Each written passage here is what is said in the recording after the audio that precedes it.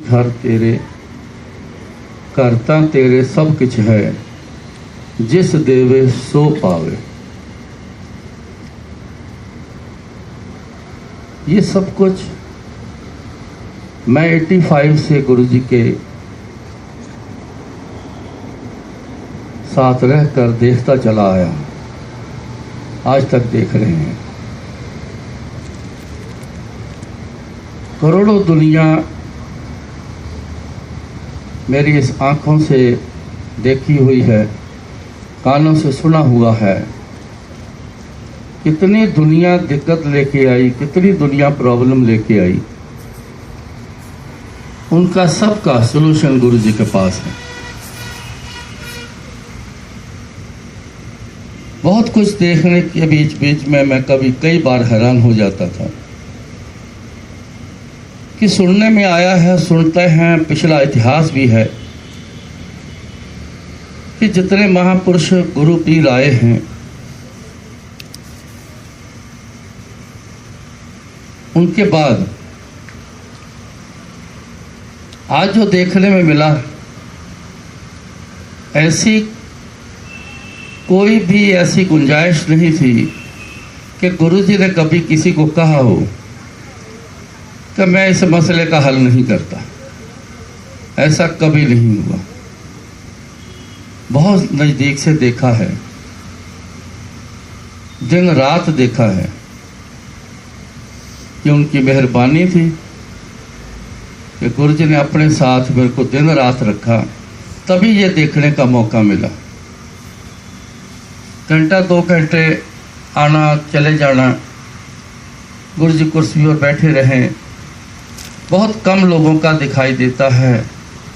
कोई दूर बैठा है, कोई नज़दीक बैठा है, किसी को पता चला है, किसी को नहीं पता चला है। तो मैं ये बिल्कुल सच कहता हूँ कि कभी भी ऐसा कोई इंसान गुरु जी ने वापस ऐसे कहकर नहीं भेजा। हाँ, किसी का टेस्ट लेना हो, उसने गुरु जी के पास टिकना है कि नहीं टिकना, बहुत बड़ा काम होगा उसका, तो टेस्ट लेने पर वो कोई चला जाए अपने मर्जी से तो उसकी मर्जी रही, शायद आज भी होगी। मगर गुरु जी से जो टिक गया वो सब कुछ ले गया।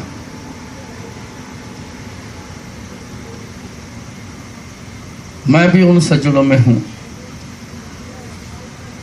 मैं गुरु जी से कैसे जुड़ा?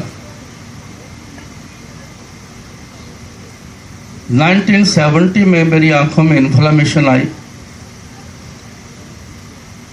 डॉक्टर के पास गए, चेकअप किया तो उन्होंने बताया कि इन्फ्लेमेशन इतनी ज़्यादा है, ना तो आई ड्रॉप्स काम करेंगे, ना कोई मेडिसिन खाने की काम करेगी। आंखों में सीधा इंजेक्शन लगाने पड़ेंगे। सो इंजेक्शन का सिलसिला स्टार्ट हो गया। सुबह आंखों में इंजेक्शन लग जाने, शाम को लग जाने, ये सिलसिला 16 साल चला। ठीक होने की बजाय कॉम्प्लिकेशन बढ़ती गई। टेस्ट सारे नॉर्मल होते थे, उनको पता नहीं चलता था डॉक्टरों को कि इन्फेक्शन है क्या चीज़, कहाँ से आ रही है और है क्या चीज़। इससे ज़्यादा परेशानी थी। ग्लूकोमा हाई लेवल पर चला गया, प्यूपल कंजेस्टेड होने शुरू हो गए, आखिर में आके पिन पॉइंटेड हो गए, पर्दे बाकी सब खराब। 81 में आके जब अटैक हुए तो दिखाई देना बंद हो गया।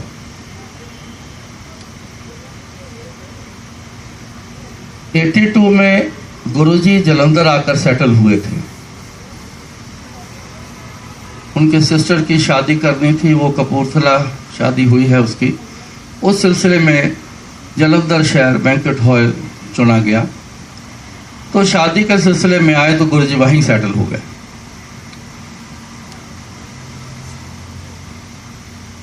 एक सत्संग बीच में है, वो कनेक्टेड है। मेरे मास्टर जी इंग्लैंड में रहते थे, वहाँ सेटल थे।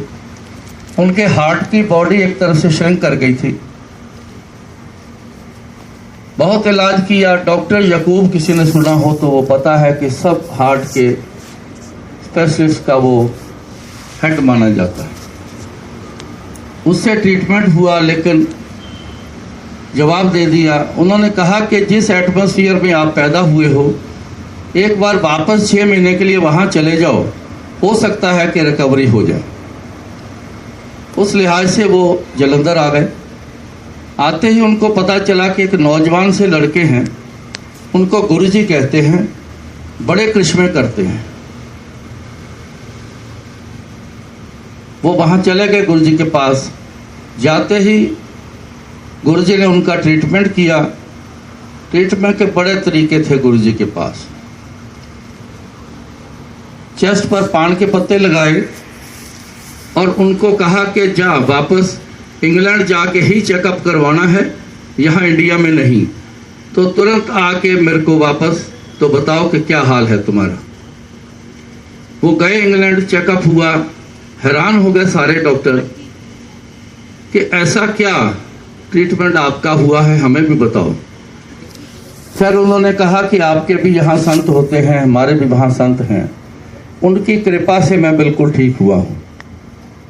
उन्होंने रिपोर्ट दे दी 100% ओके।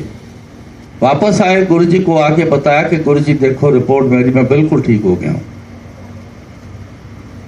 तो गुरुजी ने कहा कि जा फिर मौज कर, 2.5 पैग रोज पिया कर। मेरे को उन्होंने 65 दिन अक्सर कहना कि देख मैं ठीक हुआ हूँ, तो भी गुरुजी के पास जा, तेरी भी आंखें शायद ठीक कर दें। लेकिन मेरा ट्रीटमेंट के साथ साथ मेरे फादर मेरे को कई महापुरुषों के पास लेकर गए, कई बाबों के पास लेकर गए, छोटे बड़े, जो किसी ने कहना वहाँ जरूर ले जाना कि शायद इस पे किसी की मेहर हो जाए। तो ऐसा ना हुआ तो मैं सोचकर ये कह देता कि सारे बाबे एक जैसे हैं, कुछ करता कोई नहीं, सब पीछे लगा लेते हैं, तो इसलिए मैं उनकी बात को छोड़ देता था। समय चला गया। 85 में मेरे मामा जी के घर गुरुजी ने आना प्रवान किया, क्योंकि उनके भी रेक्टम में कैंसर का होल था। उनका ट्रीटमेंट किया तो उन्होंने शुक्राना के तौर पर गुरुजी को अपने घर इनवाइट किया। तो गुरुजी बोले, कहते तेरे घर जरूर आऊँगा, अपने उस भाणजे नूं बुला जिहदी आँखां खराब। मेरे को बुलावा आया दोपहर को। शाम को 7 बजे के करीब मैंने अपनी आंटी से पूछा क्या करना है। उसने बोला कि देख लो जैसे आपकी इच्छा। थोड़ी देर में मेरा मन बन गया, हम गुरुजी के पास उनके घर चले गए। वॉकिंग डिस्टेंस था। मेरा हाथ पकड़ा हुआ आंटी ने तो धीरे से मेरे को बोली कि आगे नीचे गुरुजी बैठे हैं, तो यहाँ माथा टेक लो। मेरे को नहीं पता था कोई कहाँ बैठा है। मैं जैसे खड़ा था, जिस पोजीशन में खड़ा था, मैंने नीचे माथा टेका और वहाँ पर बैठ गया। तो गुरुजी ने 3 सवाल आंटी से पूछे। अब गुरुजी ने अपनी शनाख्त दी है कि मैं बहुत कुछ जानता हूँ। पहला सवाल आंटी से किया, बोले कि 2 दिन हुए पेकियां तो होके आई हैं, मतलब 2 दिन हुए मायके से होके आई है। इसने बोला कि हाँ जी। 5 सूट लेके आई है, 3 प्लेन हैं, 2 प्रिंट हैं।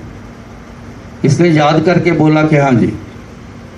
एक छोटा सा पर्स तेरे हाथ में था, तू वापस घर रख के आई है। उसने बोला कि हाँ जी। जाके गिनने 382 रुपए ਉਹਦੇ ਵਿੱਚ। फिर मेरे से पूछा की होया तेरियां अखां नूं। अब ये जो सवाल थे जो गुरु ने पूछा, उससे तो साफ स्पष्ट होता है कि गुरु जी सब कुछ जानते हैं, इतना कुछ जानते हैं कि पर्स में, छोटा सा पर्स है, उसमें पैसे कितने हैं। तो मैंने कह दिया, क्योंकि सिलसिला शुरू करने के लिए गुरु जी बोलते थे। तो मैंने कहा जी इन्फ्लेमेशन है, ग्लूकोमा हाई लेवल पर है, आयराइटिस ब्रोंकाइटिस है, प्यूपल पिन पॉइंटेड है, पर्दे सब खराब हैं, गुरु जी दिखाई नहीं देता। तो गुरु जी बोले लेट जा, मेरे वाल सिर करके लेट जा। किसी ने गाइड किया, मेरे को लिटा दिया, तो किसी को बोला कि एक गिलास पानी और चम्मच लेके आओ।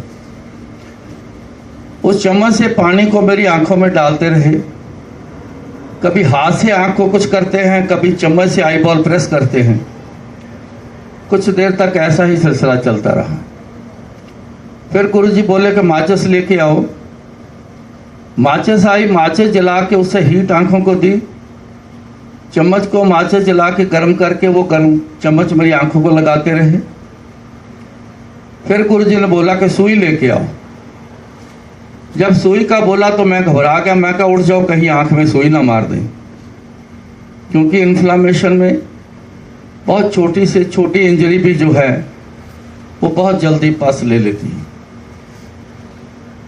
मैंने उठने की कोशिश की लेकिन उठा न गया। इतने में सुई भी आ गई, तो आंखें खोली तो सुई मारना शुरू कर दी। आंटी ने मेरे को बताया था, आंटी पास बैठी थी मेरी, कि सुई भी मारते थे और सुई मार के उसको ऐसे गोल घुमा देते थे। मैंने कहा हद हो गई, मैं टेक्निकल आदमी हूँ, किसी पेपर में सुई मारो, उसको घुमा दो तो पीस ही कट जाता है, ये क्या कह रही है? उसने बोला कि मैं बिल्कुल आपके पास ही बैठी थी, मैं सब कुछ जो देखा मैं वो बता रही हूँ। गुरुजी ने कुछ देर बाद मेरे को बोला था, काफ़ी देर बाद, कुछ महीनों बाद ऐसे बात चल रही थी, तो गुरुजी ने कहा कहते ਉਹ ਜਿਹੜੀਆਂ तेरे ਸੂਈਆਂ ਮਾਰੀਆਂ ਸੀ, तेरे ਕਰਮਾਂ ਦੇ ਵਿੱਚ ਜਿੰਨੇ ਇੰਜੈਕਸ਼ਨ ਰਹਿ ਗਏ ਸੀ, मैं ਉਹ ਪਹਿਲਾਂ पूरे ਕੀਤੇ ਸੀ, फिर तेरा कल्याण ਕੀਤਾ ਸੀ।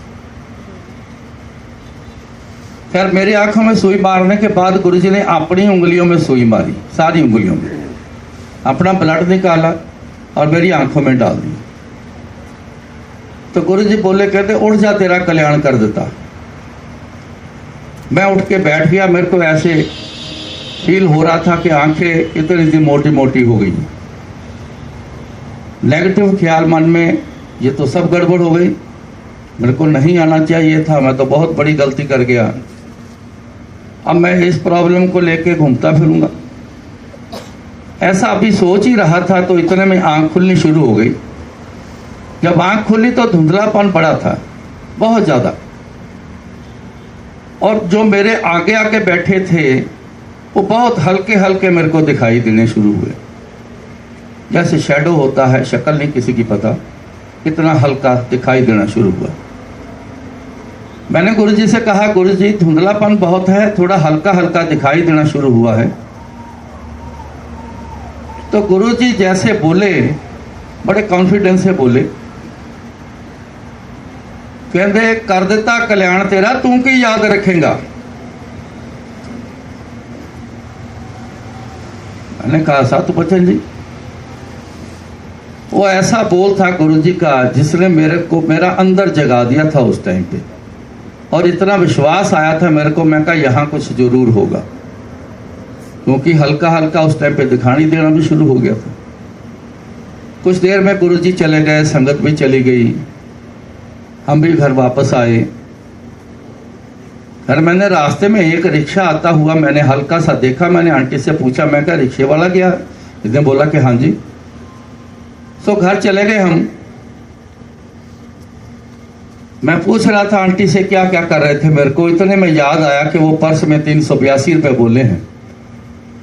ये आंटी वो एक छोटा सा पर्स है, इसके हाथ में हर टाइम रहता था, घर में कुछ ना कुछ वो लेके आई। इसने पैसे सारे बाहर निकाले, जब काउंट किए तो पूरे 382 रुपये, एक पैसा ना कम ना ज़्यादा। ये चीज़ देख के, इस परफेक्शन को देख के मैं बहुत हैरान हुआ।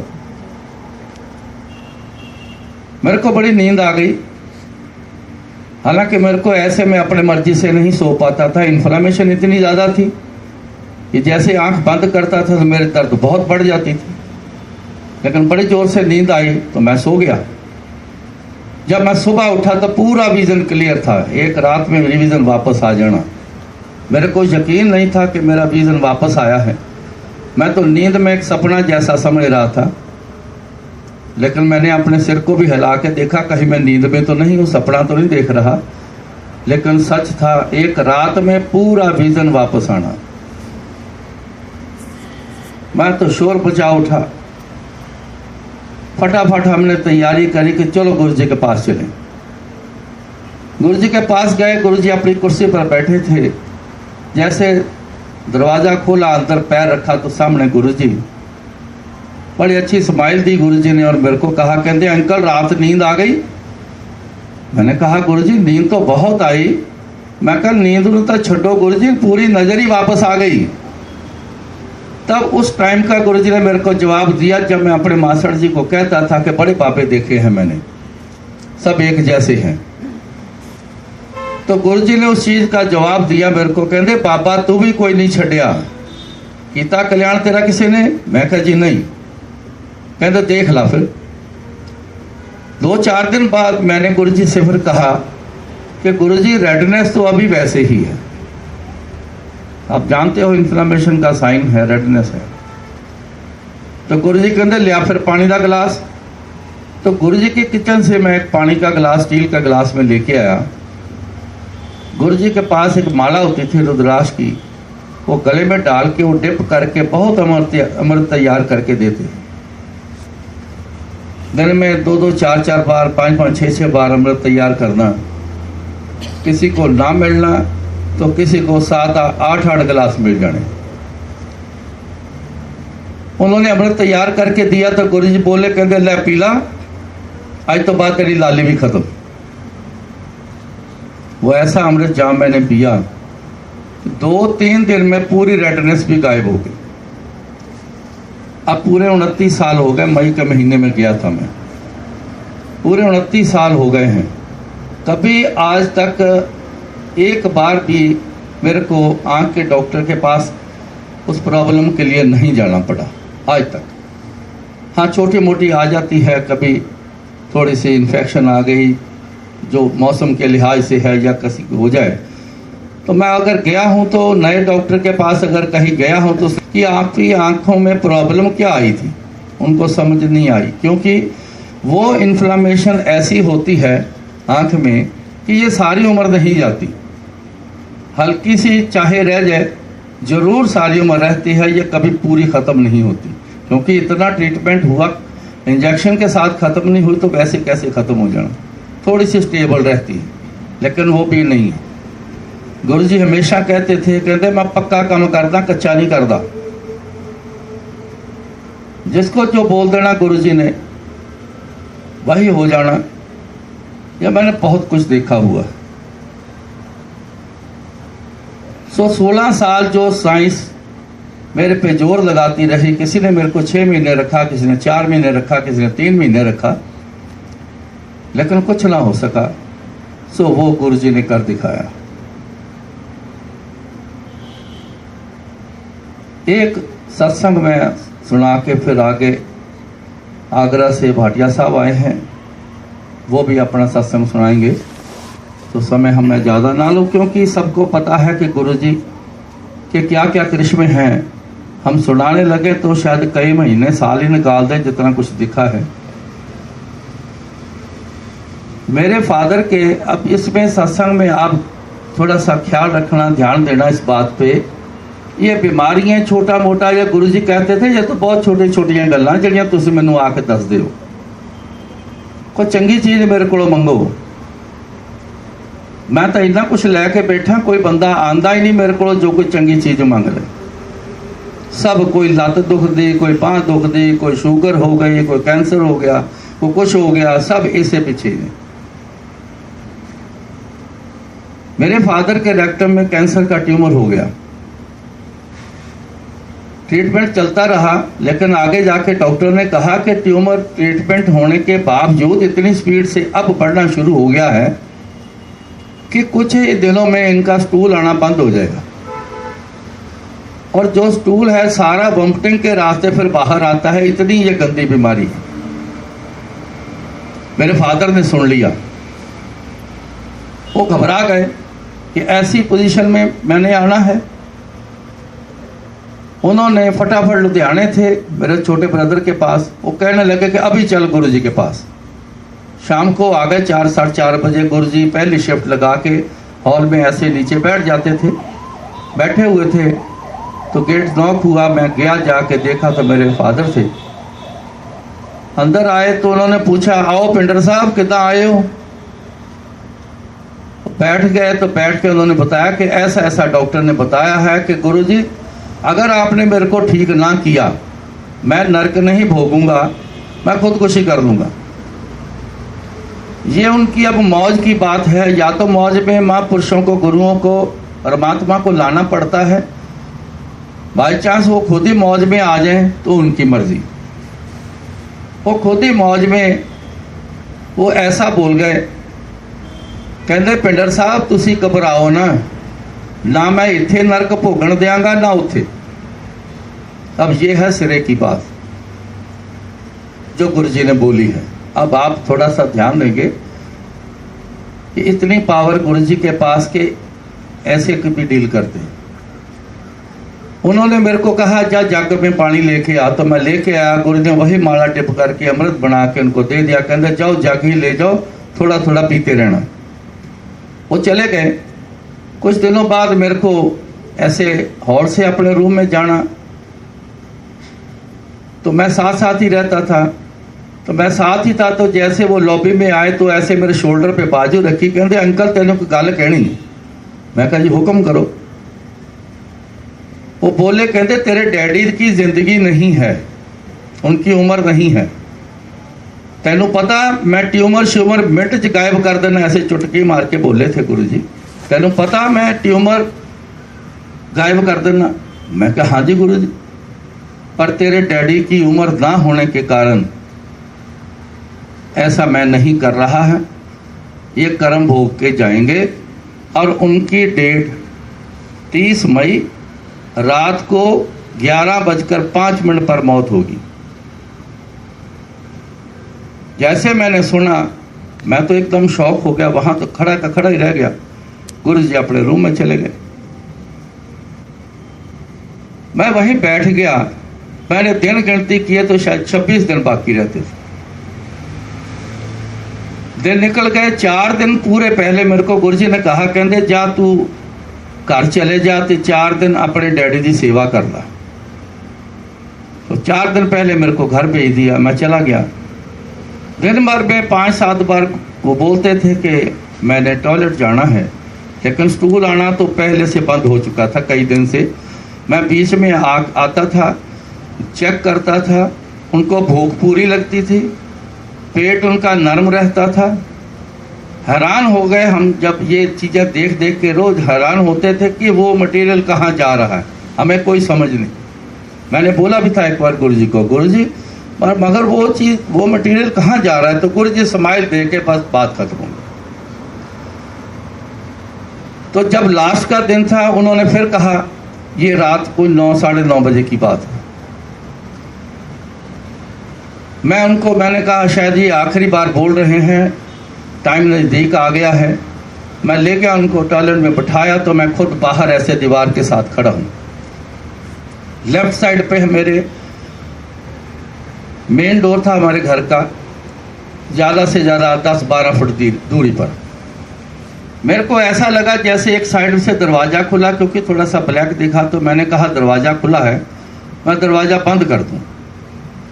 मैंने जैसे एक स्टेप लिया, दूसरा ले रहा था, वो दरवाज़ा बंद नहीं था, वहाँ कोई खड़ा था काले रंग के। जैसे मेरे को ऐसा समझ आई कोई स्किन फिट, जैसे सिर से लेके पाँव तक किसी ने ड्रेस पहनी हो, ब्लैक कलर की, शक्ल सूरत कुछ नहीं, बड़ा अजीब सा बॉडी स्ट्रक्चर, ऐसे यहाँ से तीखा, ऊपर से चौड़ा, शोल्डर पीछे को निकले हुए। एक उनके पीछे खड़ा, वो उसके शोल्डर से देख रहा है। ये कोई सेकंड की बातें हैं। जैसे मैंने देखा मेरे को समझ आई, उनकी वाइब्रेशन मेरे को आई, बड़ी खौफनाक वाइब्रेशन मेरे को मिली। तो अपने आप मेरे अंदर से एक चीख निकल गई। जब वो चीख निकली तो चीख में मेरे मुंह से एक लाइन निकल गई कि इत्थे गुरु जी दा पैर आया। ये मेरे से बोल निकला। तो मैं हैरान हो गया। मैं आज ही बताता हूँ, तुरंत मेरे को वो जवाब आता है, मेरे कानों ने सुना है। कहते ताही असी अंदर नहीं आउंदे। मैं फटाफट दरवाज़ा खोला, अपने फादर को उठाया कि चलो चलो चलो जल्दी करो अंदर चलो। मैं उसको अंदर लेके गया, लिटाया, भाग के बाहर आया कि वो दरवाजे पर थी, अब कहाँ आए हैं। लेकिन कुछ दिखाई नहीं दिया, कुछ समझ नहीं आया वो कहाँ है कहाँ नहीं। 5, 7, 10 बार मैंने देखा बाहर आके। मेरे घर वाले पूछ रहे क्या हुआ है, तू घबराया बड़ा है, क्या हुआ तेरे को, बार बार तू बाहर क्या देखता है। मैंने कहा कुछ नहीं, क्योंकि गुरुजी ने मेरे को उस दिन बोला था खास करके कि ना तो ये बात घर में बतानी है ना बाहर किसी को बोलना है, कि मैंने तेरे को डेथ डेट बताई है और टाइम बताया है। तो मैं चुप था, मेरी नज़र भी घड़ी की तरफ थी। जब टाइम आ गया 11 बज गए, 11:05 हो गए, 11:15, 11:30, 12, सारी रात निकल गई, बादल बिल्कुल ठीक ठाक। मैं बड़ा हैरान, मैंने कहा ये टाइम निकल गया है, कहीं दिन का मेरे को गलती तो नहीं रख ली। लेकिन दिन गिनता था, मैं सब कुछ देखा, चेक किया, लेकिन सेम था। सुबह हुई तो मैं फटाफट गुरुजी को रिपोर्ट करने के लिए गया कि जाके बताऊं गुरुजी को कि फादर ठीक ठाक हैं। तो 8 बजे के करीब वहाँ मैं पहुँचा। थोड़े से लोग अभी आए थे, तो गुरुजी बाई चांस लॉबी में ही बैठे थे, तो 5, 6, 7 लोग गुरुजी के आगे बैठे थे। तो मैं दरवाज़ा खोला, अंदर आया, सामने गुरुजी बैठे, मेरी तरफ देखा तो गुरुजी बोले क्यों अंकल, रात जम देख ले। मैंने कहा हाँ जी गुरुजी 2 थे। कहते 10 इन्होंने की देखा। वो जो बैठे थे 5, 7 लोग, मैं उनको फटाफट बताना शुरू कर दिया। इतने में गुरुजी उठे, साथ ही कमरा था उनका, वो अंदर चले गए। मैंने फटाफट शॉर्ट में उनको बताया मैंने क्या देखा है, और फटाफट गुरुजी के पास कमरे में चला गया, माथा टेका बैठा। मैंने कहा गुरुजी डैडी तो बिल्कुल ठीक ठाक हैं। अब बात ध्यान से सुनना, गुरुजी की बातें सुनना। ऊपर की बातें कोई ऐसे ही बताते हैं तो पता चलता है, अदरवाइज जो गया है वापस आके कोई नहीं बता सका आज तक। ये परमात्मा के घर का असूल है, वो खुद ही बता दे तो बता दे। अब गुरुजी के बोल की तरफ ध्यान रखना। मैंने कहा कि डैडी बिल्कुल ठीक ठाक है। कहते हाँ मैनू पता है। तो गुरुजी बोले, कहते मैं उन्होंने नाल एक वायदा किया सी, क्योंकि मैं जब पंजाबी तब बोल रहा हूँ, गुरुजी का वर्ड टू वर्ड आपको सुना रहा हूँ। मैं तेरे डैडी नाल वायदा किया सी, ना इथे नरक भोगण देंगा ना उथे। बीच में मैं भूल गया था, मेरे को उस टाइम याद आया कि हाँ आते ही गुरुजी ने ऐसा बोला था। तो आगे गुरुजी बोले, मैं अपनी जिंदगी तो 3 दिन उन्होंने दे दिते।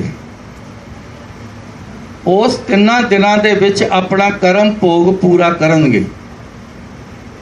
कर्मों का भोग ख्याल रखना, सबका होगा, सबका होता आया है, आगे भी चलना है। ये सिस्टम उसका ऐसा है।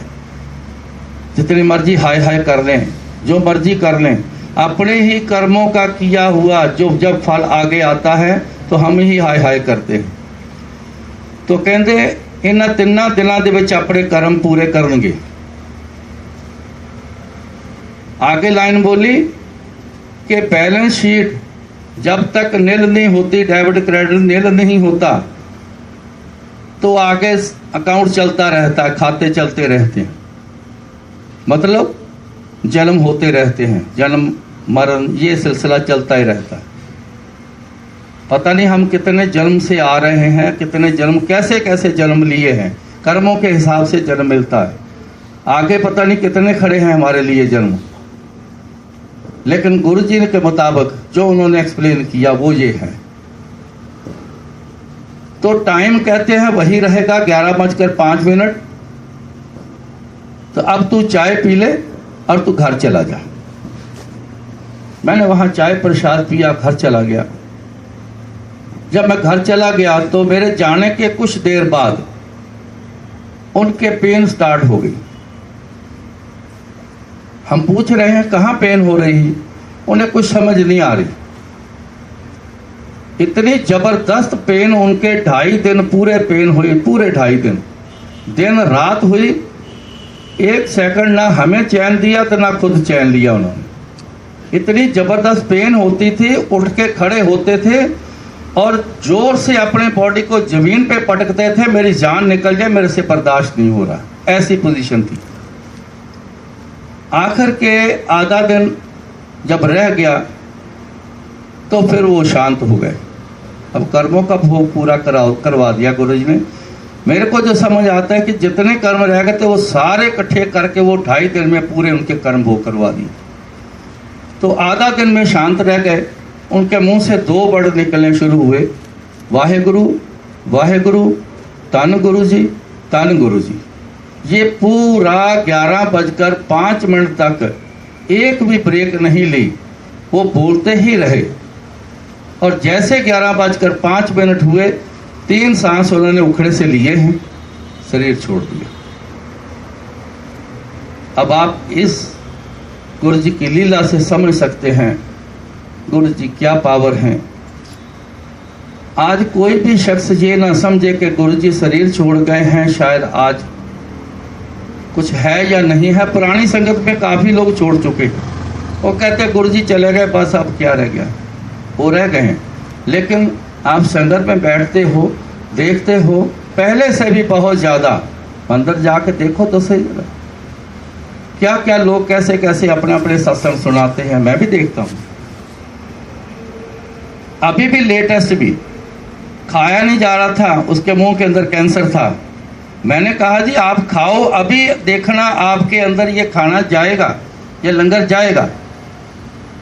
ये बिल्कुल सामने बैठे, जब उन्होंने पहले कराई चबाई तो अंदर गई, तो उनकी आंखें खुल गई उस आंटी की। उन्होंने वो पूरा लंगर खाया। ऐसा सिस्टम है।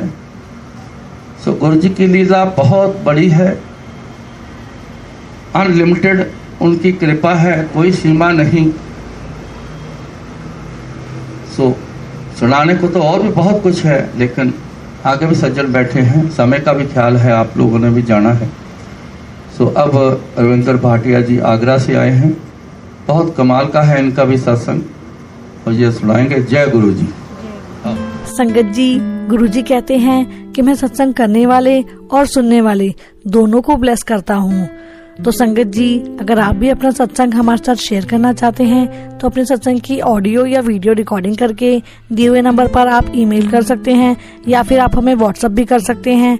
संगत जी, हम आपका सत्संग फेसबुक और यूट्यूब दोनों पे शेयर करेंगे। और अगर आपने अभी तक हमारे चैनल को सब्सक्राइब नहीं किया है तो संगत जी चैनल को भी सब्सक्राइब कर लीजिएगा, बेल आइकन ऑन कर लीजिएगा, ताकि आने वाले सत्संग की नोटिफिकेशन आपको सबसे पहले मिले। जय गुरु जी।